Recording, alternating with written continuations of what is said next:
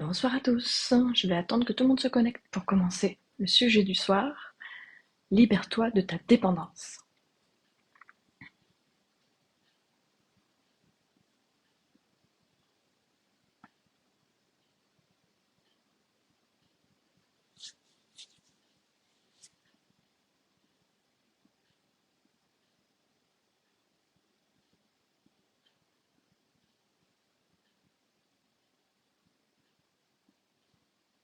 Alors ce soir, on va voir un petit peu qu'est-ce que l'accompagnement en mémoire cellulaire, puisque c'est ce que je propose. Et puis, on va rentrer dans le sujet du soir, la dépendance. Bonsoir Cécile, qui s'est connectée. Bonsoir Lydie. N'hésitez pas à me dire d'où vous vous connectez et pourquoi vous vous connectez. Est-ce que vous-même vous êtes sujet à une dépendance? Et si oui, je suis bien curieux, j'ai bien envie de savoir laquelle. Ou si vous êtes là pour aider quelqu'un dans une dépendance, ou juste par curiosité.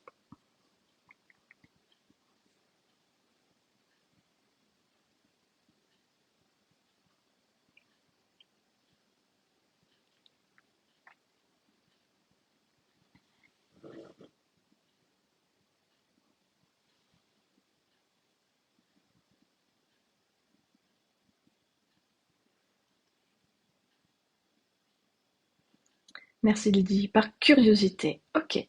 La curiosité est un très beau défaut ce soir. Donc oui, ce soir, on va parler de la dépendance, voir ce qu'elle est, et puis voir comment on fait pour sortir de la dépendance. Quelles sont les étapes? Lydie et Cécile, si c'est pas pour vous, euh, est-ce que vous connaissez des gens qui sont sous dépendance? Bonsoir Cédric. Est-ce que Cédric, vous pouvez me dire d'où vous vous connectez et pourquoi? Est-ce que vous-même vous êtes dans une dépendance ou est-ce que c'est par curiosité ou pour aider quelqu'un, par exemple?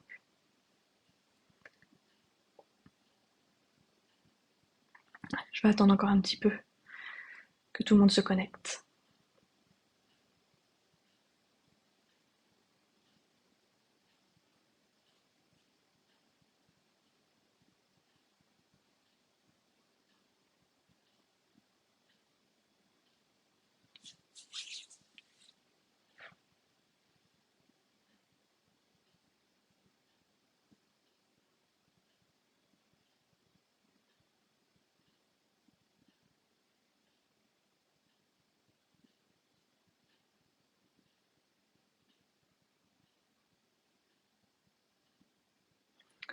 Bonsoir Rose, comment allez-vous? Est-ce que vous pouvez nous dire d'où vous vous connectez, Rose, même si j'ai déjà une petite idée?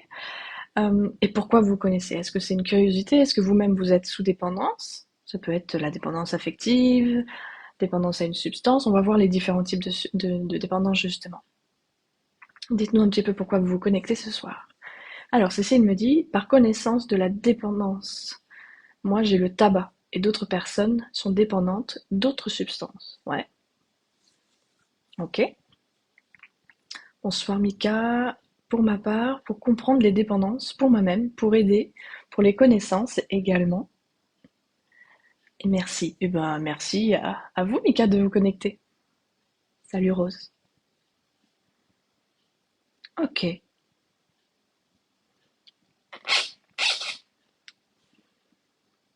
Donc moi, je vais vous parler un petit peu d'abord de ce que c'est que la mémoire cellulaire, puisque à la base, c'est l'accompagnement que je propose.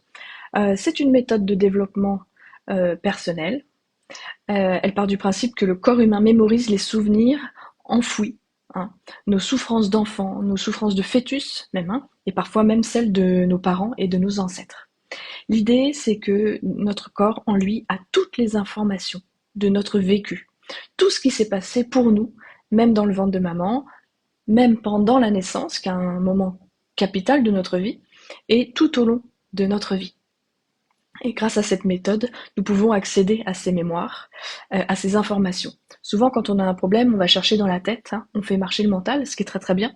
Mais là, en plus, on a accès à des informations qui sont pour nous de l'ordre de l'inconscient, hein, et en interrogeant le corps, on peut passer de l'inconscient au conscient. Euh, On peut également accéder aux informations qui sont de l'ordre de l'héritage familial, ce qu'on appelle le transgénérationnel. Quelque chose par exemple que ma grand-mère aurait transmis à ma mère et que ma mère m'aurait transmis. Voilà, sur plusieurs générations. Euh, Travailler sur la mémoire du corps en mémoire cellulaire, c'est partir sur les traces de ces souvenirs profonds, hein, que notre esprit a oubliés ou qu'il a occultés. On va aller faire une sorte d'enquête pour éviter d'aller chercher dans la tête, mais d'aller chercher encore plus loin. Et le but, c'est de nous donner la possibilité de comprendre l'origine de nos souffrances. Voilà, de nous libérer des répétitions, par exemple, ne plus être victime d'une fatalité, mais de tracer en conscience notre chemin de vie. On reprend le contrôle, en fait, hein. Donc aujourd'hui, on va parler de la dépendance. Déjà, c'est quoi la dépendance? Peut-être que ce serait intéressant de se poser la question. On entend parler de dépendance, hein, dépendance à l'alcool, au cachet, au tabac, la dépendance affective, dont on parle beaucoup aussi. Ok? Moi, j'aime bien parler de la dépendance en imaginant que c'est une béquille, hein. C'est là pour compenser quelque chose, hein. Comme si j'avais une jambe qui fonctionnait pas bien, et du coup, je viens compenser avec une béquille. Elle permet de cacher quelque chose, cette béquille, de me faire croire que ça va mieux, par exemple, si c'est moi qui suis concernée. Mais en fait, en me faisant croire que ça va mieux, elle me permet juste de m'empêcher d'aller voir ce qui ne va pas, hein. On n'est pas libre, du coup, quand on est dépendant. Euh, donc les différents types de dépendance, effectivement, comme je l'ai dit, il y a affective, il y a la dépendance aux substances chimiques, bien sûr, aux jeux vidéo, à la nourriture, au sexe, au regard des autres. Il y a beaucoup, beaucoup de dépendances. Est-ce que vous, peut-être, vous pouvez me parler de d'autres types de dépendances que vous connaissez? Et j'en profite parce qu'il y a Mika qui me laisse un message. Les grossesses difficiles avec traumatisme pendant le développement du fœtus gardent beaucoup de mémoire. Effectivement, ça peut être, on a en nous une mémoire de ce qui s'est passé pendant qu'on était dans le ventre de maman, et même aussi pendant l'acte de conception, l'acte sexuel qui nous a créé, qui a créé notre toute première petite cellule. On en a tiré quelque chose. Ok, et après tout ce qui se vit dans le ventre, effectivement, on le garde au fin fond de nous, on n'y a pas consciemment accès, même si on sait, hein, que notre maman ou notre papa peut nous avoir raconté. C'est pas pareil que quand on va chercher, ok, j'ai vécu ça, et après c'est comment je l'ai vécu. Et c'est ça le truc en plus avec les outils de la méthode en mémoire cellulaire, c'est qu'on va avoir accès à qu'est-ce que j'ai ressenti, quel a été l'impact. Ok, par exemple, maman est tombée à 6 mois de grossesse et du coup il y a eu tel et tel impact physiologique. Donc par exemple, maman elle a saigné, bébé était en danger. Ok. Et alors pour bébé, comment ça s'est passé cette chute? Qu'est-ce qu'il a ressenti? Et quelle blessure ça a créé en lui? Voilà, ça va être ça le chemin de plus. Bonsoir à Claire Mathéa qui vient de se connecter et à Jennifer. Merci. Et n'hésitez pas à me dire d'où vous vous connectez et à me dire pourquoi vous vous connectez, pourquoi ça vous intéresse la dépendance ce soir. Donc on a vu un petit peu, hein, juste avant, ce qu'était la dépendance, que j'aime bien imaginer comme une petite béquille qui est là pour compenser quelque chose. Bonsoir à Nathalie qui vient de se connecter. Le point commun de tous les types de dépendance qu'on disait, hein, affective, alcool, tabac, regard des autres, le sexe, les substances chimiques, il y en a plein, hein, il y a plein de types, elles ont quand même un impact commun sur nous. Et c'est quoi? Toutes ces dépendances, elles nous privent de liberté. Et c'est ça le travail qu'on va faire quand on veut travailler sur ça pour aller mieux, c'est on va essayer de se libérer de cette dépendance, hein. On est tout le temps privé de liberté à cause des dépendances. Pourquoi? Parce que je ne peux plus faire ce que je veux sans l'alcool, sans ma dose de sexe, sans ma dose de cachet, par exemple. J'en ai besoin. Et des besoins, on en a tous, hein, là-dessus on est d'accord, mais ils ne sont pas forcément faciles à combler. Mais là, la différence avec la dépendance, c'est qu'on n'a plus le choix. Je vais devoir combler ce manque. Je ne peux pas faire sans. Je suis donc dépendant. Et donc, du coup, ça devient un besoin imposé. Voilà. Si vous avez des questions, n'hésitez pas à les écrire. De toute façon, à un moment ou à un autre, je vais vous répondre, même si je ne réponds pas immédiatement. Alors, il y a Cécile tout à l'heure qui nous disait, moi, je suis plutôt concernée par le tabac. Est-ce que vous autres, vous avez des dépendances? N'hésitez pas à me dire, parce que comme ça me permettra de vous donner des explications personnalisées par la suite.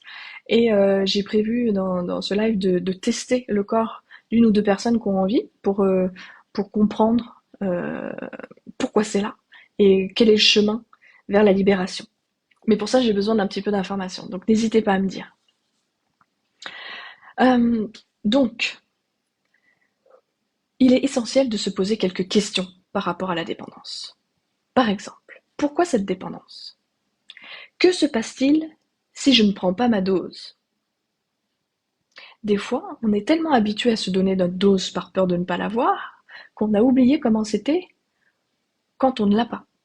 Alors Nathalie, elle me dit, oui, moi aussi, c'est le tabac, comme Cécile. Ok, si tu fumes pas pendant 24 heures, qu'est-ce qui se passe? Est-ce que tu as déjà essayé, Nathalie? Donc on va se dire, c'est quoi? Pourquoi cette dépendance? Qu'est-ce qui se passe si je la prends pas? Et puis après, on va se poser en question, en mémoire cellulaire, mais ça vient d'où, ma dépendance? Qu'est-ce que je compense avec cette dépendance? Et comment je me sors de là? Ah, ça va être ça le chemin. C'est pourquoi, pour mettre du sens dessus. Ensuite, mais ça vient d'où? Ok? Et qu'est-ce que je compense? Comment je sors de là, du coup, hein? Alors, on va voir un petit peu les possibilités d'origine de la dépendance. On l'a dit, hein, la dépendance, ça vient combler un besoin imposé. Hein. J'ai plus le choix, il faut ma dose de sexe, d'alcool, de tabac, peu importe. Alors, là, on est sur un besoin imposé, donc on va voir ensemble les différents types de besoins. On a les besoins liés à la survie. Donc là, on est de l'ordre de respirer, dormir, manger, la luminosité, le rythme, l'ordre, par exemple. Ok? Ça, c'est des besoins liés à la survie. Souvent, dans la dépendance, on n'est pas trop touché sur ces besoins-là. Ensuite, là, on rentre peut-être un peu plus dans le sujet, les besoins fondamentaux. Donc là, on est sur les besoins de sécurité. J'ai besoin de me sentir en sécurité, sinon ça va pas. Les besoins d'autonomie, les besoins d'amour, et là, on est un peu sur la dépendance affective. Les besoins d'appréciation ou d'estime de soi. Besoin de justice à tout prix. Hein. Besoin d'intimité ou besoin d'harmonie, par exemple. Ensuite, il y a les besoins liés à l'identité, la reconnaissance, le respect. Donc là, on va être dans une dépendance au regard de l'autre. Il faut toujours que je me fasse valider par l'autre, par exemple. Je peux pas vivre sans. Ou je peux pas vivre sans quelqu'un à côté de moi. Donc, ce qui fait que je vais toujours changer de conjoint pour jamais être seule. Ça aussi, c'est une dépendance affective. Donc, besoin de respect, d'espace, besoin de la famille. Je peux pas me libérer, de me partir de ma famille, par exemple. Même si j'ai des super projets, par exemple, dans un autre pays, bah non, je peux pas. L'affirmation de soi aussi est un besoin lié à l'identité. Ok. Ensuite, il y a les besoins liés à la relation. Donc là, on est sur l'appartenance, l'honnêteté, l'attention, la chaleur humaine, l'écoute, la tendresse. Et là aussi, je pense qu'on peut trouver pas mal de dépendance dans ces besoins-là. Et puis, on a les besoins liés à soi-même. Donc la liberté. Donc là, on est plutôt la dépendance qui va entraver à la liberté. Le besoin d'apprentissage, d'avoir un but, de comprendre, de s'exprimer, d'explorer des potentiels. Et puis les derniers besoins auxquels on va faire référence ce soir, c'est tout ce qui est besoin lié à l'expérience du monde intérieur et extérieur. Donc le besoin d'empathie, de compréhension, de clarté, de joie de vivre, de plaisir, de paix, de beauté, de vie spirituelle. Voilà. Et donc, dans tous ces besoins-là qu'on a un peu listés, certains besoins, et souvent ça peut être même qu'un seul besoin, n'est pas comblé. Et du coup, on a mis en place une sorte de roue de secours, hein, ce que j'appelle depuis tout à l'heure la béquille, pour combler ce manque. Sinon, sinon on n'est pas bien. Et ça peut créer de l'angoisse, un malaise même physique. Alors je regarde un petit peu les réponses à la question que j'ai posée tout à l'heure. Qu'est-ce qui se passe si tu te coupes de ta dépendance pendant 24 heures? Cécile, elle me dit 24 heures sans fumer, c'est la catastrophe, je ne peux plus réfléchir. Voilà, ok. Et du coup, Cécile, comment tu te sens? Parce que ça, c'est physiquement, voilà ce qui se passe, mais dedans. Parce que c'est ça qui va m'intéresser beaucoup. Bonsoir à Lourdes qui s'est connectée et à Cécilia, pardon. Lourdes et Cécilia, si vous avez des dépendances, n'hésitez pas à nous dire ou pourquoi vous êtes connectés ce soir. Ok, donc Nathalie, elle me dit, moi j'ai la dépendance, j'ai l'insécurité. Ok, donc Nathalie, ça se traduit comment? Il faut toujours que tu sois en sécurité, donc tu vas essayer de tout contrôler pour faire en sorte que tu sois en sécurité? Raconte-moi un petit peu. Et Cécilia, elle me dit perte de repères et peur. Alors ça, c'est ta dépendance ou c'est le résultat de ta dépendance? Dis-moi un petit peu. Donc, un de nos besoins n'est pas comblé. On a mis en place une roue de secours, la dépendance, pour combler ce manque. Sinon, on n'est pas bien, on peut être dans l'angoisse, et cette dépendance me permet d'éviter quelque chose. Je ne veux pas ressentir, par exemple, cette angoisse ou cette insécurité, puisqu'on en parlait justement. Je ne veux pas ressentir ça, alors je compense par ma dépendance. Allez, dites-moi un petit peu comment ça se passe pour vous. Bonsoir à Béatrice qui vient de se connecter et à Reda. Alors, maintenant qu'on a parlé un petit peu des besoins, voilà, dites-moi comment ça se passe pour vous et quels sont les besoins que vous pensez compenser avec la dépendance. Alors, Mika, il me dit, Mika, c'est garçon ou fille? J'ai un petit doute là vu comment c'est écrit. Comment détecter une dépendance affective envers un conjoint, envers son partenaire? Alors, la dépendance affective, c'est quoi? C'est, par exemple, je peux pas passer une soirée sans mon ou ma conjointe. C'est, je peux pas prendre des décisions sans lui. Je peux pas me sentir bien si il ou elle ne m'a pas validé. Je suis pas autonome dans mes tâches du quotidien, par exemple. Mika, comment ça se passe pour toi? Parce que si tu te poses cette question, c'est peut-être que tu te dis, ah, c'est peut-être pour moi ça. Alors, Lourdes, ça me dit, moi, c'est le tabac le soir. C'est mon moment, à moi, au calme, dans mon jardin, ou quand j'ai besoin de me calmer. Ok, donc là, tu vois tout de suite, Lourdes, que le besoin à compenser, ça va être, j'ai besoin de me calmer.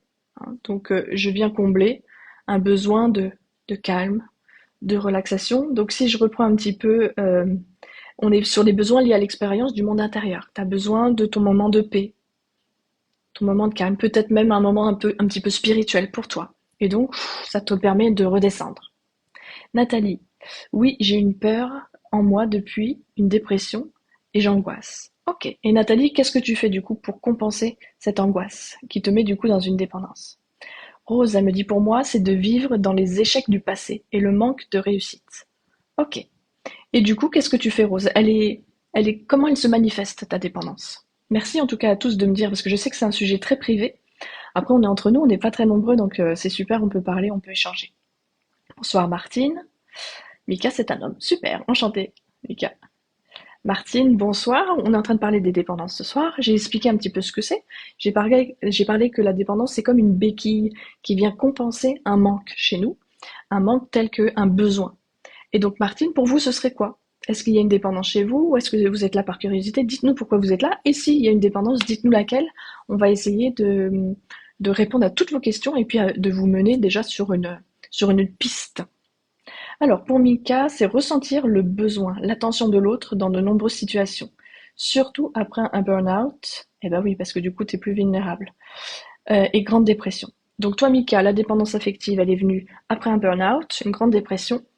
Je pense que du coup, Mika, tu as pu avoir l'impression, et je dis bien l'impression parce que c'est pas vrai, que tu n'étais plus capable de faire certaines choses. Tu vas me dire si c'est ça. Donc du coup, on est sur une perte de confiance en soi. La confiance en soi par rapport à l'estime de soi, c'est j'ai l'impression que je suis pas capable de faire, de remplir une tâche. D'accord? Alors que l'estime de soi, on est plutôt sur les valeurs. Donc il y a peut-être un petit peu des deux. Mais là, d'après ce que tu me dis, il y a quelque chose de cet ordre-là. Donc moi, j'irai travailler sur pourquoi j'ai perdu confiance en moi. Et voilà. Et en reprenant confiance en soi, qu'est-ce qui se passe? On devient autonome. Et du coup, on se remplit soi-même de tout ce qu'on a à l'intérieur. On se remplit d'amour, hein. Finalement, surtout, c'est surtout ça qui nous manque d'habitude. De confiance en soi. On sait qui on est. On sait de quoi on a besoin. Et du coup, on va plus être dans la demande de l'autre. Ensuite, Nathalie, elle me dit, j'ai toujours mal derrière la tête. Ok. Bonsoir à Steph qui s'est connecté. Martine, elle me dit, moi, c'est la dépendance affective. Cécilia, elle me dit, j'ai peur de subir le rythme des autres. Ok. Du coup, j'ai besoin de temps à moi et de déconnecter avec les autres. Je dépends souvent de la violence du rythme des autres et ça va trop vite pour moi. J'apprends à dire non, je vais à mon rythme et je ressens que je fais moins de choses que les autres et plus difficilement souvent. C'est vrai qu'il y a des gens qui vont plus ou moins vite, hein. Moi, par exemple, alors, moi, je fais plein de choses, mais pas forcément dans un ordre comme ça. Parce que j'utilise pas forcément mon cerveau gauche. Apparemment, c'est une histoire de cerveau, si on utilise plutôt son cerveau droit ou son cerveau gauche. Le cerveau gauche est celui utilisé dans notre société. C'est comme ça, tac, tac, tac, comme un problème de maths. Ça égale ça, nanana. Moi, je suis tout un peu là, un peu là, un peu là, un peu là. Mais le fait de faire un peu tout, ça me permet de tisser comme une toile d'araignée.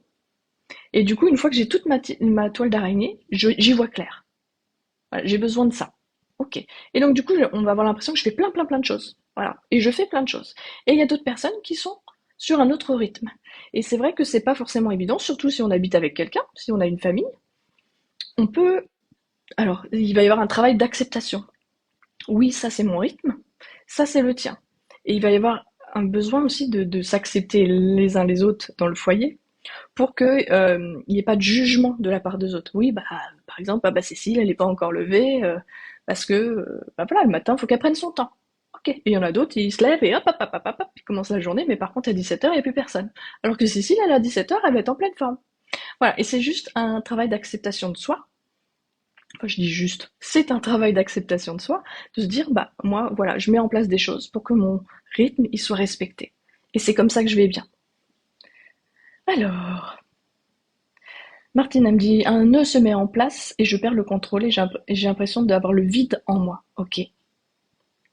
Cécilia me dit, oui, je sais que j'ai un manque de confiance en moi. Mais Cécilia, tu le travailles, donc on le travaille ensemble, donc ça va bien le faire. Et Mika me dit, ouais, c'est ça, en quelque sorte. Le besoin de recevoir, mais également de donner à l'autre. Bah, déjà, c'est bien, Mika, si tu peux, si tu as besoin de recevoir, mais que tu donnes. Et souvent, en fait, on fait ça sans s'en rendre compte. On donne beaucoup, parce qu'en fait, on a besoin de beaucoup recevoir. Est-ce que tu fais ça, Mika? Mais du coup, quand on fait ça, on peut se dire, ouais, avec tout ce que je donne, je reçois pas beaucoup en échange. Est-ce que tu fais ça? Cécilia, j'ai du mal à accepter ma façon de fonctionner parce que j'ai l'impression d'être éparpillée par rapport aux autres. Alors, il y a un petit livre à ce sujet. Je crois que je t'en avais déjà parlé d'ailleurs. C'est Petit lexique pour les gens qui ont l'impression d'être bêtes ou un truc comme ça. Je vais regarder un peu sur internet, je vais vous le redonner ou je vous le remettrai en commentaire. Je l'ai dans ma bibliothèque. C'est vraiment ça. C'est pourquoi moi je fonctionne comme ça et que j'ai l'impression d'être bête alors que les autres ne fonctionnent pas comme ça. Et moi, je sais que quand j'ai lu ce livre, j'en ai pleuré parce que j'ai compris pourquoi j'avais eu certains échecs dans ma scolarité, par exemple, juste parce que je fonctionnais pas pareil. Et en fait, une fois qu'on a compris pourquoi on fonctionne comme ça, eh ben, on peut adapter dans notre travail, par exemple, ou on sait qu'on fonctionne comme ça, donc on sait, ok, moi j'ai besoin d'avoir tout pour pouvoir ensuite faire mon travail, donc on va faire en sorte d'avoir toutes les informations et on va savoir, bon là, j'y arrive pas, c'est qu'il me manque quelque chose. Euh, voilà, donc je te donnerai ce livre. Avec plaisir, Cécile. Et Cécile Hervieux, une autre Cécile, me dit, moi je suis tout comme Cécilia. Bah voilà, vous avez le même prénom et c'est peut-être pas pour rien. Euh,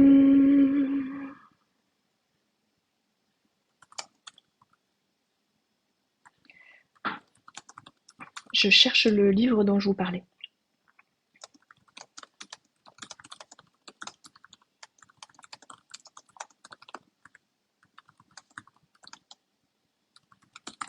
Ok.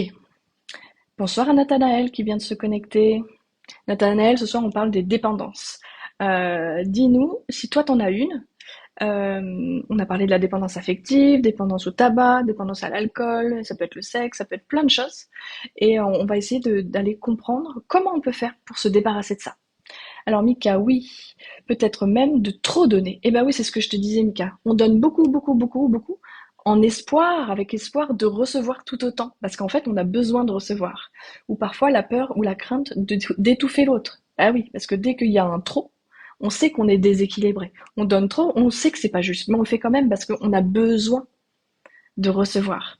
Donc si l'autre personne n'est pas habituée à recevoir, ça peut perturber. Ouais, c'est donc mon cas, mais aussi celui de ma compagne. Bah ouais. Ok, bah oui, en plus, dis-toi Mika que ta compagne en face, elle te fait miroir. Donc ensemble, vous souffrez sûrement soit au même problème, soit au problème inverse. Voilà, c'est intéressant justement d'analyser le couple dans ces cas-là, parce que ça te permet de voir tous tes fonctionnements. Rien qu'en voyant comment l'autre agit, ça te donne des informations sur toi. Je pourrais t'en dire plus en privé si tu veux. Bonsoir à Floriane qui vient de se connecter. Alors, où en étais-je? La dépendance. Qu'est-ce qu'on va faire en séance de mémoire cellulaire? On va d'abord voir qu'est-ce que je viens combler. Hein, tout à l'heure, on a vu que ma dépendance, ça pouvait venir combler une angoisse, une peur, un besoin. On va aller chercher quand est-ce que ça a commencé. On va chercher dans notre histoire. Et là, mon outil de biorésonance cellulaire, que je vous présente là, ce sont des tableaux sur lesquels il y a plein d'informations et moi j'utilise l'énergie du corps de la personne pour aller chercher ces informations. Elle me permet d'accéder à toutes les informations de votre histoire, même ce qui s'est passé dans le ventre de maman ou lors de la conception. Donc, votre corps va pouvoir me dire, bah moi ça a commencé, par exemple, à 7 ans, je dis n'importe quoi. Mais la vraie origine, c'était euh,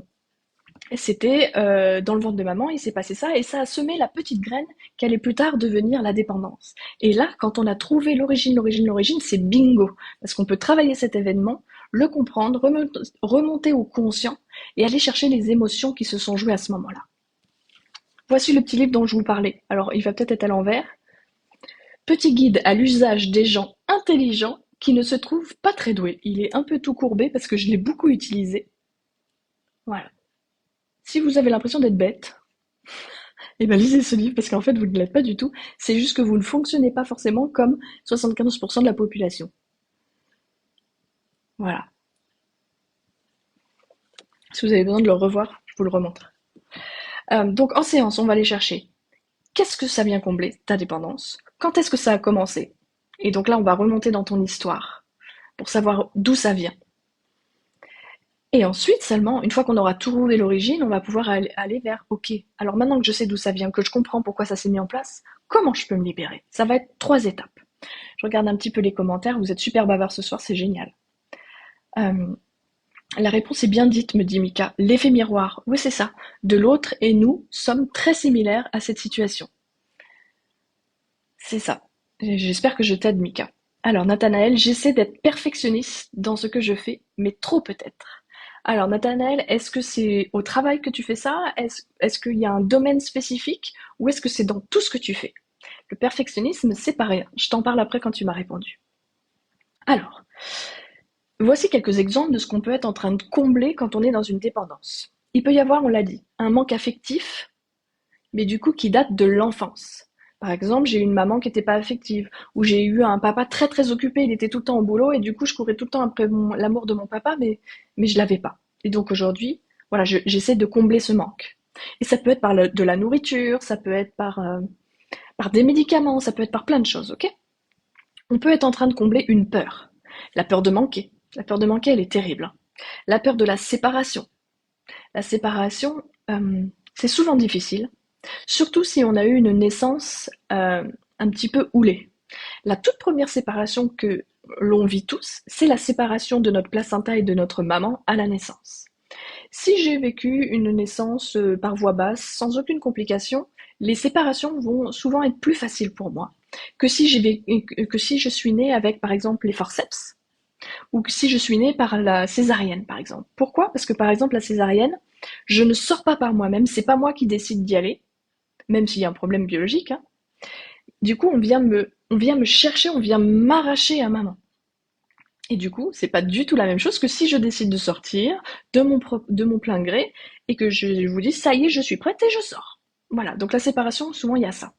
Ok? Donc la peur de la séparation, la peur du regard des autres. Et là, c'est intéressant de se poser la question, pourquoi j'ai peur du regard des autres? Est-ce que, par exemple, j'avais une maman ou un papa très jugeant et que du coup, je suis restée dans ce besoin de validation de l'autre. Et du coup, j'ai peur de ne pas être validée. On peut être en train de combler avec la dépendance une privation, quelque chose qui a manqué. Par exemple, bah, il n'y avait pas assez de sous à la maison quand je suis arrivée, et du coup, j'ai manqué de nourriture ou j'ai manqué de beaux vêtements. Voilà, quelque chose qui a manqué. Une privation. Est-ce qu'il y avait un manque d'argent dans le foyer familial, par exemple? On est parfois surpris des découvertes de ce qui se cache sous la dépendance. C'est pour ça qu'on interroge le corps, car la raison est souvent inconsciente. Des fois, vraiment, même moi, je tombe de haut quand je travaille avec des gens là-dessus. Euh, Parce qu'on sait certaines choses avec sa tête, ça c'est sûr, mais ça suffit pas pour changer les choses. Ah, je sais que je fume parce que je suis angoissée. Ok, ben, j'en fais quoi? Bah ça suffit pas. J'ai besoin de plus d'informations. Et c'est pour ça qu'on va aller chercher dans quand la dépendance a commencé à se manifester. Ok, on peut se dire, ah bah moi j'ai commencé à fumer à 14 ans. Ok, donc ça c'est dans le conscient, c'est là que je pense que j'ai commencé. Mais on va aller plus loin que ça. Certains des événements de vie viennent renforcer la dépendance. Ok, le corps, avec la biorésonance cellulaire, va nous donner des dates, des âges, afin de revenir sur ces événements. Une époque de vie, par exemple, ce qui va nous permettre de mieux comprendre pourquoi la dépendance s'est installée et s'est mise en place. Par exemple, si je reviens sur j'ai commencé à fumer à 14 ans, ok, qu'est-ce qui s'est passé à cette période-là? Et s'il n'y a rien de spécial, je vais aller chercher un peu plus loin, toujours dans le corps, pour avoir plus d'informations. Euh, j'ai par exemple une cliente en ce moment qui est accro aux médicaments. Elle est médecin, ok, elle est médecin et elle est accro aux médicaments, donc elle sait les dosages qu'elle peut pas prendre, mais ces cachets lui permettent de calmer son anxiété. Elle n'avait aucune idée de pourquoi elle avait développé sa dépendance, mais elle avait toujours eu des doudous. Donc maintenant c'est des cachets, mais avant il y avait eu d'autres doudous. J'aime bien qu'elle parle de doudous parce que c'est vrai que quand on voit les enfants avec leurs doudous, c'est voilà, ils peuvent pas faire sans par moment, et c'est vraiment ça. Ma dépendance, c'est comme un doudou. Et son corps nous a amenés à l'accouchement de sa deuxième fille. Les émotions et son ressenti dans le corps ont été très très puissants. Euh, le corps nous a emmenés vers une menace, une source très importante d'information, une angoisse très forte qu'elle a vécue à l'accouchement de sa fille, mais qui a été en fait de l'ordre de la menace de mort. Elle a cru qu'elle allait mourir et elle a cru que sa fille allait mourir pendant cet accouchement. Ça a été très difficile.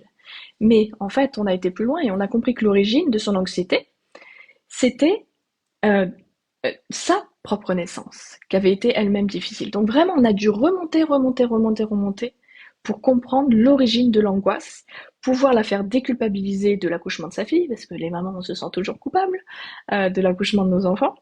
Et on a mieux compris la dépendance, et alors elle s'est mieux comprise, et on a pu continuer le travail. On a pu continuer le travail.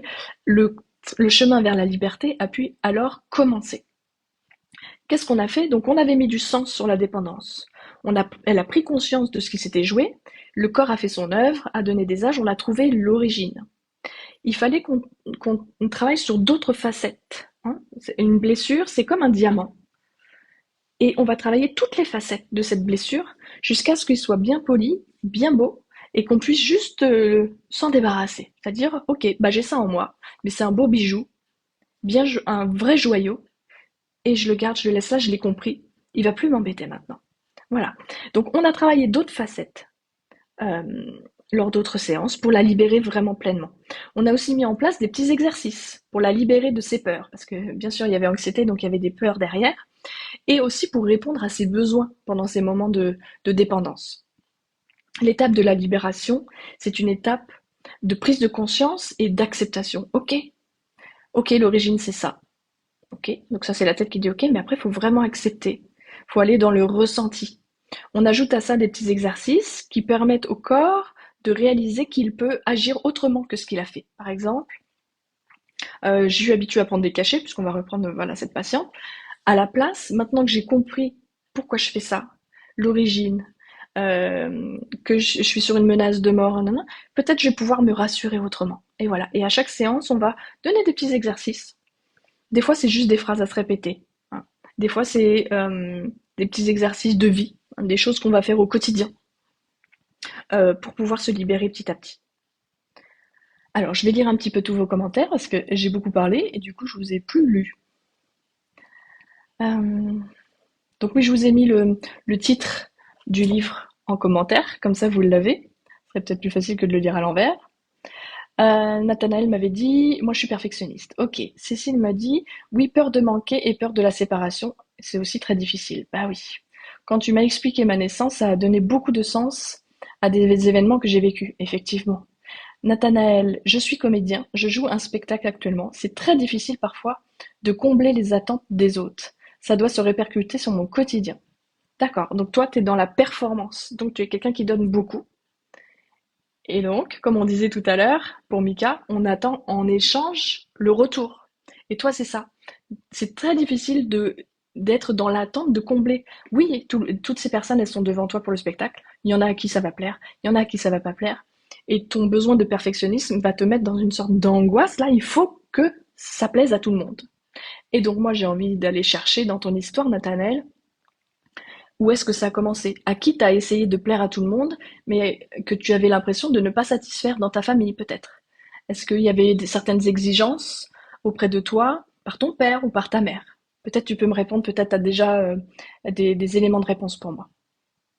Martine, le vide et cette dépendance affective, comment l'expliquer? J'ai réussi à remonter à moi dans le ventre de ma mère, mais je ne sais qu'en faire.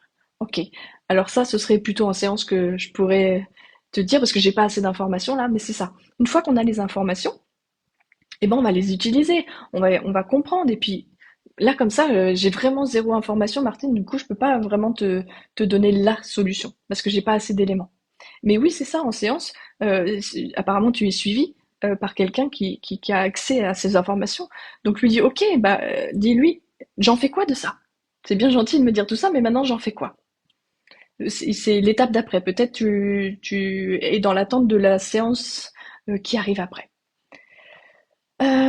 C'est tellement beau et important de comprendre l'origine des choses grâce au corps. On a accès à des bijoux de connaissance de soi. Ouais, exactement, Cécile. Bonsoir à Claire qui vient de se connecter, à Pascal. Je suis bluffée par la rapidité avec laquelle on se libère, on avance. C'est vrai que Cécile a fait un super boulot en séance. Mika me dit, j'ai peur de l'abandon pour certains. Bonsoir à Zena qui s'est connectée. Ok, donc là je vous ai expliqué un petit peu comment ça se joue, quelles sont les étapes hein, pour aller vers la libération. Et j'ai envie de vous donner un petit exercice. C'est ce que j'appelle la météo intérieure. Quand on est dépendant, on a vu qu'on pouvait venir combler quelque chose, qu'on pouvait combler une peur ou un besoin, et des fois on est un petit peu perdu sur comment on se sent vraiment. On a tellement l'habitude d'être dans tout ça qu'on ne prend plus le temps d'aller s'intérioriser et se poser la question. Si vous voulez bien, on va faire l'exercice ensemble, je vais vous guider. Le but avec la météo intérieure, c'est de faire le calme quelques instants. Je vais vous inviter même à fermer vos yeux.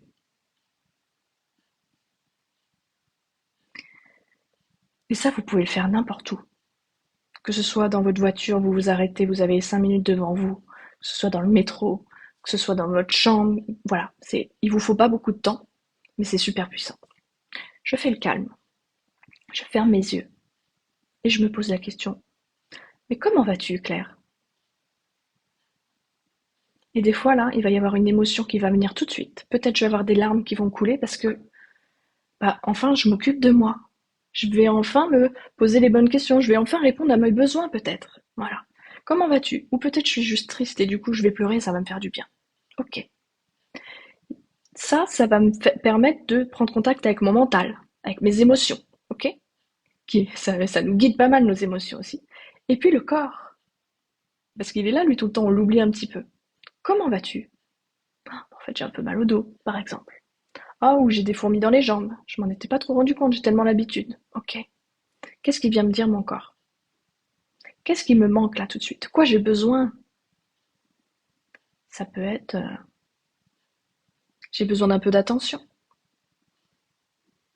Ça peut être, je suis un peu triste parce que il s'est passé ça au boulot et je suis pas très contente. Est-ce que je peux en parler avec cette personne? Est-ce que je peux en parler avec quelqu'un pour avoir des conseils? Je vais essayer de mettre en place quelque chose pour combler mon besoin. Alors, si c'est pas immédiat, si c'est pas juste, allez, je vais me prendre un petit thé, ça va, je suis juste déshydratée, ok. Mais rien que de se dire aujourd'hui, ok, je planifie quelque chose pour répondre à mon besoin. Rien que le fait que ce soit planifié, ça va déjà un peu mieux. On se dit que dans la journée, on va avoir répondu à notre besoin, on va avoir comblé un manque, un besoin. Et ben, ça va déjà mieux. Je vous recommande vraiment de faire cette météo intérieure, de vous poser 5 minutes. Comment tu vas? Qu'est-ce qui va pas? Et de vous embêter un peu, hein. Qu'est-ce que t'as? Ok, t'es triste, mais pourquoi? Pourquoi t'es triste? Qu'est-ce qui s'est passé? Allez, honnêtement, voilà. Vous vous lâchez pas, quoi. Parce que finalement, qui est-ce qui va répondre à vos besoins le mieux? Qui est-ce qui connaît le mieux vos besoins? Bah, c'est vous. Mais pour ça, faut se donner notre attention, parfois. Voilà. Est-ce que ce petit exercice vous plaît? Vous pouvez mettre des petits pouces ou des petits cœurs. Et est-ce que vous pensez que vous pourriez l'utiliser, cet exercice? Dites-moi.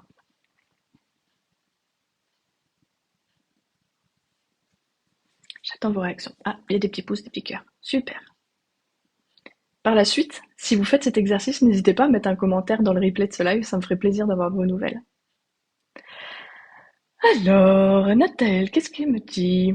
J'ai une relation filiale fusionnelle avec ma mère. Mon père s'est comporté avec moi comme si j'étais quelqu'un de gênant. Bon, bah voilà.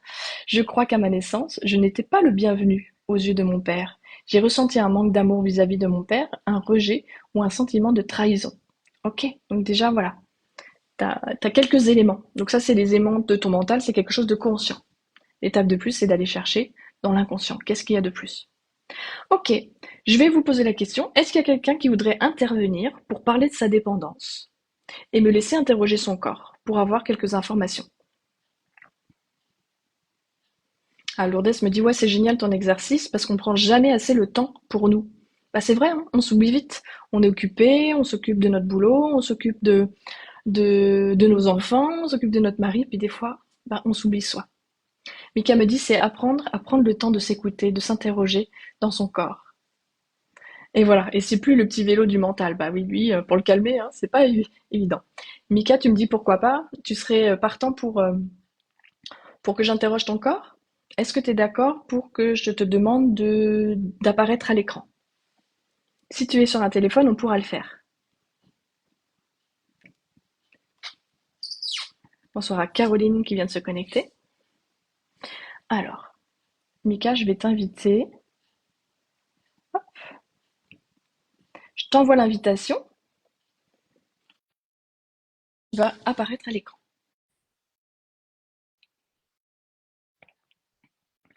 Ah, ça a été refusé. Mika, est-ce que tu es sur téléphone?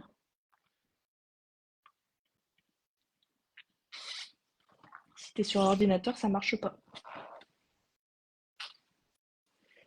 Alors Cécilia, j'ai vu que tu étais partante. Si Mika n'arrive pas à se connecter, on fera avec toi, bien sûr. Alors, est-ce que tu peux m'envoyer, Mika, une demande pour intervenir? Peut-être on va essayer dans l'autre sens. Ah, tic, autorisé. Moi, je t'ai autorisé, on va voir si ça veut bien. Et des fois, il y a des gens, ça peut pas. Ajout en cours, je croise les doigts.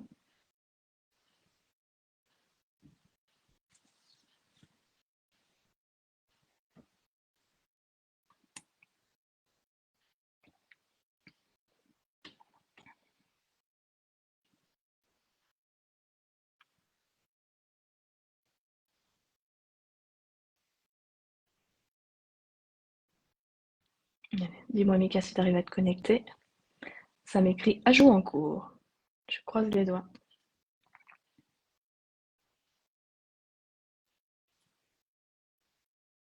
Donc ce petit exercice, hein, ça va être une esquisse de ce qui se fait en séance, hein. Une séance, ça dure 1 heure et demie. Donc forcément, je ne vais pas pouvoir faire 1 heure et demie de test, mais il nous reste un quart d'heure, donc on peut très bien tester une ou deux personnes pour juste dégrossir avec une question. On va, euh, on va chercher, on va poser une question avec un pourquoi, par exemple, ou un qu'est-ce que. Pourquoi bah, c'est vous qui allez choisir. Je ne vais pas la dire, sinon ça va vous empêcher de penser par vous-même. Oui, Mika, c'est un peu long en effet. On va voir si ça veut bien. Les autres, si vous avez des questions, n'hésitez pas à les poser. Il y a un petit moment de flottement là pour attendre la connexion de Mika. N'hésitez pas. Est-ce qu'il y a d'autres personnes qui auraient envie d'avoir des informations par le biais de leur corps, au sujet de la dépendance, bien sûr? Alors, je ne touche personne évidemment, vu qu'on est à distance. Je me connecte juste à votre énergie et j'interroge le corps grâce à l'outil de biorésonance cellulaire. Alors, ça, normalement, c'est quelque chose qui se fait en séance, en présentiel.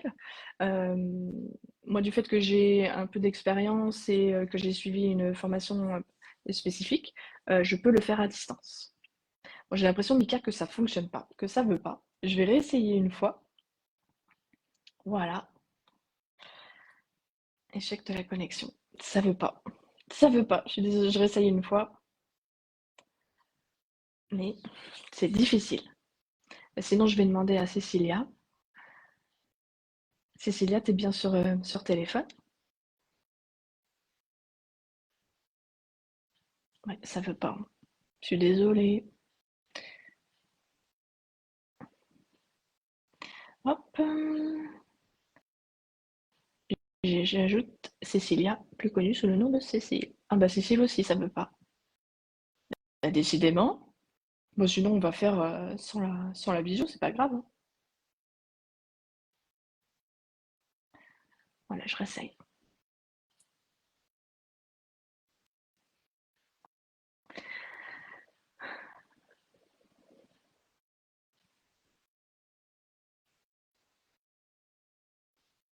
C'est difficile de se connecter ce soir entre nous. Bah, c'est pas grave. Mika, je reviens à toi. Si tu devais poser une question à ton corps par rapport à la dépendance, ce serait quoi?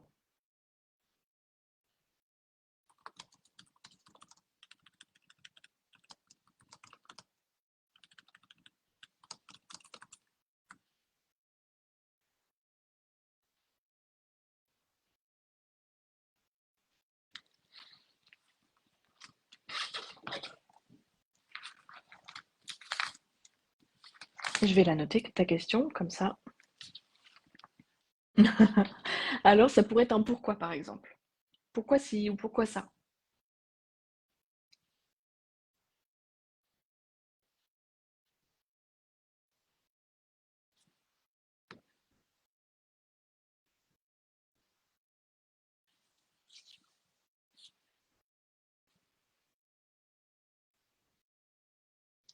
Alors, tu m'écris le manque de reconnaissance. Pourquoi le manque de reconnaissance?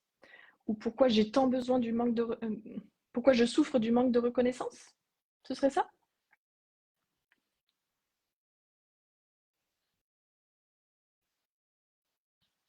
Je le note.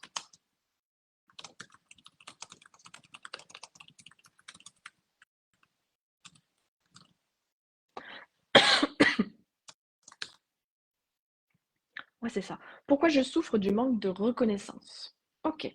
Je te renvoie une invitation au cas où ça marcherait cette fois-ci, on ne sait jamais. Voilà. Et je vais commencer, je vais me connecter à toi et je vais commencer à interroger ton corps. Tu n'as rien à faire. Juste peut-être juste te concentrer un petit peu et te mettre dans ce manque de reconnaissance. Moi, je vais faire un test rapide. Je vais pas, comme je disais, je vais pas faire 1 heure et demie de séance, mais ça va me permettre de te donner déjà une petite piste. Le manque de reconnaissance, chez Mika, ça vient d'où? Allez, mets-toi bien dans j'ai besoin de reconnaissance.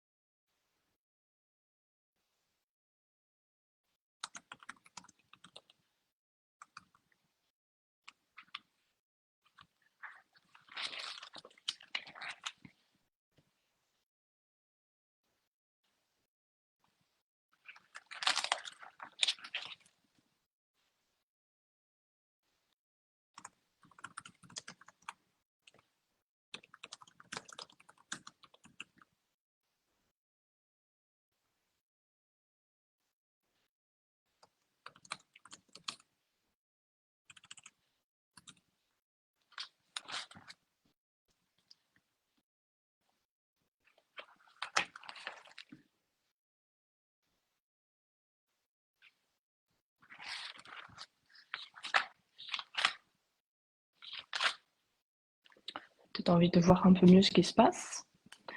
Je ne sais pas si ça va vous donner beaucoup d'informations, mais voilà.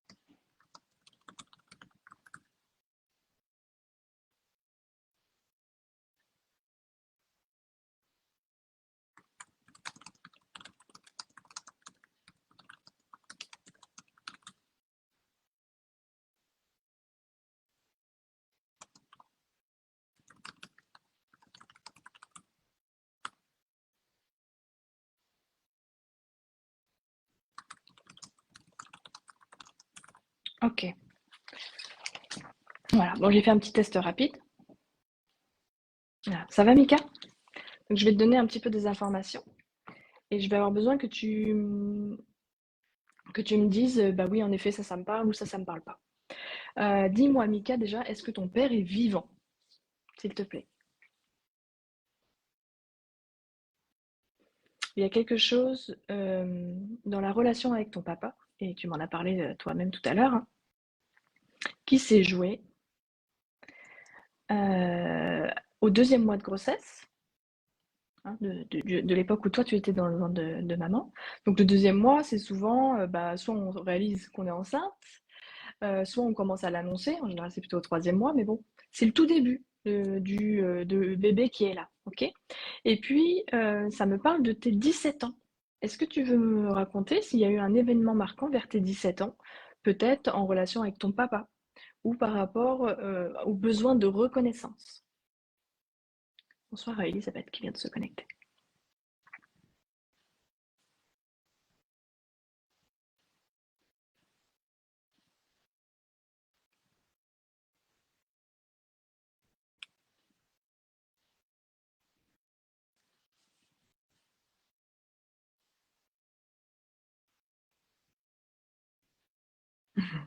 Peut-être oui. Tu veux nous en dire un petit peu plus? Qu'est-ce qui s'est passé à 17 ans? 17 ans, on est au lycée, c'est première ou terminale, ça dépend. Allez, raconte-moi. Dans ce besoin de reconnaissance ou quelque chose, un événement familial, quelque chose avec papa. Ou autre chose, hein, ça peut être autre chose qu'avec papa. Si ça te dit rien, dis-moi, il n'y a pas de souci.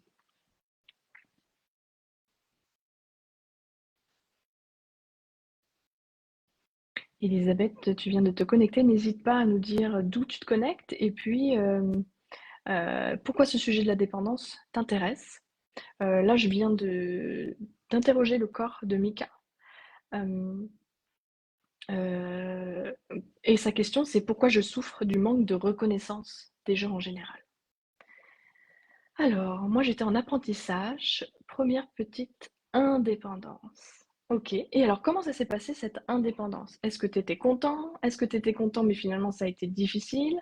Donc, j'imagine que tu quittes le foyer familial. Et comment ça se passe pour toi?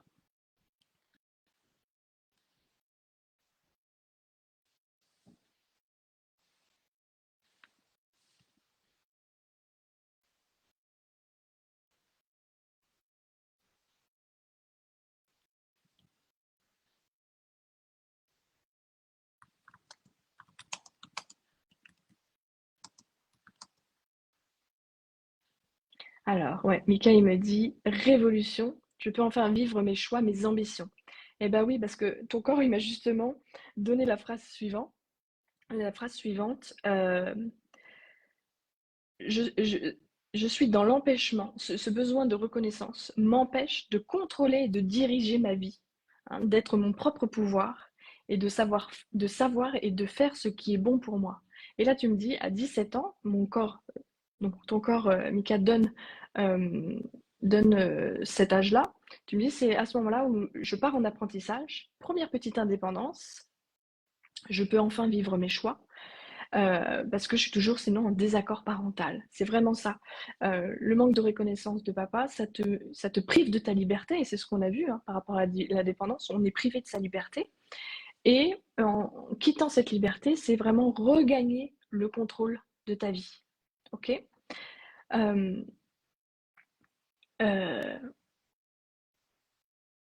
Ensuite, je suis allée chercher, ok, je fais un peu court, mais c'est comment je me délivre de ça. Et ton corps, il me donne une information. C'est normal que tu avais un fort caractère parce que tu étais à l'adolescence, hein. C'est les âges d'adolescence. On est dans une phase, d'ailleurs, je vais bientôt envoyer sur les réseaux une vidéo à ce sujet-là. L'adolescence, hein, ces années-là, 14 à 18 ans, c'est un peu merci maman, merci papa pour ce que vous m'avez appris, ça je prends, le reste je prends pas. Et du coup, bah, ça clash un peu, hein. Et en plus, du coup, on a de la colère, on a l'impression qu'on peut devenir autonome. On est un peu chamboulé, hein. Donc oui, tu avais un fort caractère, mais c'est normal. très impulsif, autoritaire aussi. Ok, c'est un peu, je me rebelle contre l'éducation que j'ai reçue. C'est normal. La délivrance, pour que tu commences à aller vers moins de dépendance, euh, de reconnaissance de l'autre, c'est de savoir que quand tu es né, d'ailleurs ce serait bien que tu me dises comment tu es né, la naissance, il y a quelque chose, pendant cet événement, tu l'as vécu comme une nouvelle vie qui commence, effectivement, mais constituée de vide, de rupture, de frustration. C'est comme si tu étais un peu sur des vagues. Il y avait du creux, plus de creux que de plein d'ailleurs. La vie, c'était ok, c'est plein, mais en fait, c'est vide. Il y a des ruptures, il y a des frustrations. Et c'est là que ça commence. L'origine, chez toi, du moins au niveau de cette dépendance, c'est ma naissance. Et parle-moi de ta naissance. Comment t'es née? Est-ce que t'es née par voie basse? Est-ce que t'as été déclenchée? Je suis pas étonnée que t'aies été déclenchée. Voilà, est-ce qu'il y a eu les forceps? Dis-moi ce qui s'est passé. Ou si c'était juste par voie basse normale et qu'il n'y a pas eu de, de quoi que ce soit de particulier. Mais à ta naissance, il y a quelque chose de l'ordre de je sens le vide, je sens la rupture, je sens la frustration. Et là, c'est là que le creux se met en place et que du coup le manque commence. Hein, tu me dis je suis en manque de reconnaissance, bah voilà, le manque il commence là. Et ton corps me dit, et tu vas me dire si c'est vrai, ça a entraîné un problème lié à mon corps. Peut-être ça peut être naissance difficile, cordon ombilical autour du cou. Ah, naissance normale et déclenchée peut-être. Alors normal, oui et non si tu as le cordon autour du cou. On n'est plus dans quelque chose de normal. Normal, c'est je sors, tout va bien. Ok. Déclenché, ça veut dire qu'il y a eu une petite piqûre euh, pour que les contractions de maman se fassent plus fortes pour que tu arrives mieux à sortir. Donc je pense que si j'ai bien compris ce que tu me dis, tu es sortie par voie basse, c'est-à-dire que tu n'es pas sortie par césarienne, mais tu avais le cordon ombilical autour du cou. L'impact du cordon ombilical, ça peut être l'étouffement, évidemment, hein, on est comme ça, et puis on est aussi dans la menace de mort, c'est-à-dire que je sens que si j'y vais, je vais étouffer, et donc possiblement je vais mourir. Donc je comprends mieux pourquoi il y a quelque chose de l'ordre de la rupture, de la frustration, je veux y aller, mais en même temps, je suis arrêtée par quelque chose. Euh, Mickaël me dit beaucoup de discussions avec ma mère sur cette naissance, avec le fait d'une presque mort suite à cela. Ouais. Donc voix basse, avec le cordon autour du cou, menace de mort, je suis frustrée. Voilà ce que ton corps a retenu. Je suis frustrée parce que je veux y aller, et en même temps, je suis retenue. Et en fait, ça va être ça euh, ce que ton corps a engrammé, c'est il y a quelque chose qui me retient. Et du coup, ça me frustre. Et ça crée ce manque de liberté. Voilà. Euh, Explique-moi, Mika, si tu as un problème lié à ton corps depuis. Tu vois, ça peut être difficulté à accepter ton corps, euh, un problème physique. Dis-moi, est-ce que tu as comment tu aimes ton corps? Voilà, ça va être plus simple de le dire comme ça. Et entre deux, il y a Nathanaël qui me dit, moi aussi, je suis un peu dictateur impulsif, avec de la timidité quand même. Et je me demande d'où ça vient ce besoin euh, pour moi, d'être reconnu par les gens qui m'entourent. Nathanaël, déjà, si je peux te donner une petite piste, on cherche tous, depuis nos premières heures de vie, à être aimé. Un bébé, si il n'a pas l'amour de ses parents, même s'il a de la nourriture, même s'il a bien chaud, il peut mourir parce qu'il n'a pas l'amour. Et donc, l'enfant, il va faire tout ce qui est en son pouvoir pour se faire aimer. Donc, il va s'adapter. Il va s'adapter, et là-dessus, les enfants sont super forts. Ils vont s'adapter au maximum pour plaire à papa et à maman. Et donc, ça peut être aussi ça, hein. Tu me dis, d'où vient ce besoin d'être reconnu par les gens? En fait, depuis tout petit, je cherche l'amour. Voilà. Et donc, j'ai gardé ça. C'est une de mes façons d'être. Plutôt que de me donner moi-même de l'amour pour moi, je vais aller le chercher chez les gens, par la reconnaissance, par exemple. Est-ce que ça te parle, Nathanaël? Est-ce que à la maison, il y avait un de tes parents pour lequel tu cherchais la reconnaissance, par exemple? Un des deux qui était peut-être un peu trop strict à ton goût ou qui avait des grandes exigences envers toi? Dis-moi. Alors, Mika, j'attends ta réponse au sujet de ton corps. Est-ce que tu as une problématique au niveau de ton corps? Ça peut être avoir souffert d'anorexie, ça peut être de la boulimie, ça peut être Voilà, dis-moi, est-ce que tu aimes ton corps? Ou est-ce qu'avant il y a eu un souci et que ça va mieux aujourd'hui? La clé du coup pour te libérer de ce besoin de reconnaissance, évidemment ça va être, heu d'aller vers plus d'amour pour toi, c'est-à-dire d'être aussi comme une mère pour toi. Comme il y a eu un souci avec le père, tu vas essayer de compenser en te donnant la douceur et l'amour d'une mère. Quand on part de chez papa, maman, qu'est-ce qu'on fait? On devient autonome et donc ça va être: «Je prends le relais de toi maman, je prends le relais de toi papa et maintenant je prends ces rôles-là en moi et j'avance, en étant ma propre mère, en étant mon propre père». Et là, ce que ton corps dit, Mika, c'est: «Je suis là pour apprendre à être une mère pour moi, me donner tout ce dont j'ai besoin, répondre à mes propres besoins». Donc on est sur plus de douceur, plus de contact peut-être avec ton corps, plus d'amour pour toi. Et voilà, ça va être un peu ça le chemin. Pour te libérer, de ce besoin de reconnaissance, ça va être te reconnaître toi-même. Ça veut dire t'aimer toi-même pour ne plus être dans ce besoin extérieur. Tu combleras toi-même ce manque de reconnaissance et tu seras plus dans la dépendance. J'espère que je réponds à ta question. Je pense que c'est un bon début, c'est un bon... Voilà, tu as, un petit peu de matière pour commencer à travailler sur toi. Et bien sûr, je suis là si tu as besoin de continuer. Euh, alors, à l'adolescence, oui, j'avais des problèmes liés à mon corps, j'avais du mal à l'accepter et le regard des autres. Voilà, c'est typique. En plus, à l'adolescence, notre corps, il change tellement, qu'on soit garçon ou fille, euh, que le regard de l'autre, on a tout de suite l'impression que c'est sur nos changements, alors que pas du tout. Et c'est intéressant que tu me dises justement que c'était à travers le regard de l'autre. L'adolescent, il peut ne pas aimer son corps juste avec son propre regard. Toi, c'était à travers le regard de l'autre, et aujourd'hui, c'est vraiment encore ça, c'est le besoin de reconnaissance, le besoin du regard de l'autre.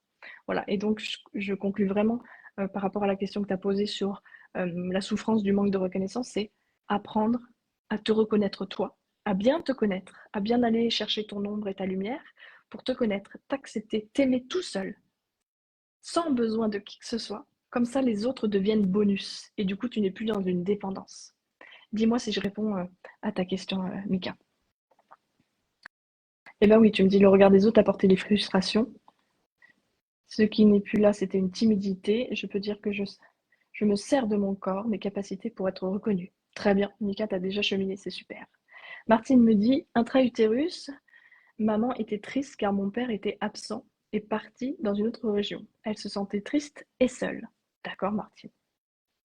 Et Nathalie m'avait dit, ouais, c'est mon père que j'essayais d'impressionner, en fait, quelque part, si j'ai bien compris. Voilà tout le monde. Bon, bah écoutez, j'espère que je réponds bien à vos questions. N'hésitez pas à m'en poser encore. Je suis encore là quelques minutes.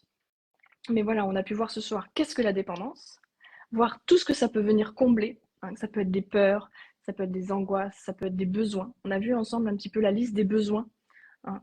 Et là, ça vous a vraiment parlé. Vous avez tout de suite fait le lien entre votre dépendance et les besoins, clairement. De quoi on a parlé encore? On a parlé de quel était le chemin pour, euh, pour se libérer. Donc on a vu, hein, ça va être, je vous le redis, qu'est-ce que je viens combler avec cette dépendance? Donc ça, c'est un travail qu'on fait ensemble, évidemment. Quand est-ce que ça a commencé? Aller chercher l'origine du commencement. Voilà. Et après, ça se développe par la suite. Mais où est l'origine? En mettant la conscience là-dessus, en comprenant le pourquoi, alors on peut commencer à travailler sur la libération avec des petits exercices, avec des prises de conscience encore et encore. Et c'est comme ça, voilà, qu'on va vers plus d'amour de soi, comme on a vu ce soir avec Mika, et puis plus de bienveillance, et on arrive à se libérer. Qu'est-ce que je... Voilà, je vous ai donné aussi un petit exercice de météo intérieure. N'hésitez pas à me dire par la suite si vous l'avez fait. On a fait intervenir Mika qui a posé une question à son corps et j'espère que j'ai bien répondu. Alors, il y a encore des petites questions. Mika me valide, il dit c'est exactement ça aujourd'hui, je m'écoute avant tout et je reste sur mon ressenti du corps et non sur le discours. Exactement. Lâche le discours des autres. Merci de votre intervention. Mika, je suis ravie d'avoir pu t'aider à comprendre d'où ça vient. Tu vois, maintenant, tu as vraiment l'origine. Cette naissance difficile et cette dépendance du coup à l'autre déjà dès la naissance et la frustration, la menace de mort. Euh, Martine me dit, en connaissant cela, pour moi, que dois-je travailler? Alors, je reprends un petit peu ce que tu m'as dit au-dessus. Martine. Introductrice, maman était triste car mon père était absent et parti dans une autre région. Elle se sentait triste et seule. Ok? Donc, toi, tu me parles de ce que ta maman a ressenti. Moi, je veux savoir quelle est ta problématique. Hein? C'est ça qui est important. On va travailler sur toi. On va pas travailler sur. On ne peut pas partir du parent pour savoir ce qui est arrivé chez l'enfant. On part de l'enfant et on va remonter dans l'histoire de l'enfant. Hein, on parle de l'enfant et de sa problématique, hein, même s'il est adulte. Je suis adulte, j'ai un problème, et je vais remonter dans mon histoire ou mon histoire familiale pour comprendre. Si aujourd'hui, Martine, t'as pas de soucis, alors, bon, j'imagine que si tu me poses cette question, ah, dépendance affective. Ok, dépendance affective, et tu m'as dit, maman, elle était seule. Il faudrait qu'on interroge ton corps, Martine, parce que chaque personne va réagir différemment aux événements. Donc, tu me dis que ta maman, elle était seule, comme ça, hein, et là, c'est vraiment juste mon interprétation à moi, elle-même a pu, et je mets vraiment des pincettes, hein, parce que j'ai pas interrogé ton corps, donc c'est pas forcément ton histoire, mais c'est une possibilité. Ta mère a pu te transmettre le manque de l'autre, tu vois, du fait qu'elle était seule pendant la grossesse, qu'elle était triste, l'autre était le manque. Et du coup, aujourd'hui, je manque de l'autre, j'en ai besoin à tout prix. Ça peut être ça. Voilà, je te donne juste une possibilité, mais voilà, il faudrait que j'interroge ton corps en séance pour en savoir plus. Et travailler sur l'amour de soi, toujours, ça marche toujours. Cécilia me dit: «Waouh, c'est super intéressant et tellement parlant. Merci Mika et Claire». Je suis contente que ça te plaise, Cécile. Mika me dit: «Vous avez confirmé les actions, une très belle intervention et une belle écoute, ce fut un plaisir». Merci Mika, merci beaucoup. Elisabeth: «Malheureusement, je suis arrivée trop tard, j'ai déjà regardé».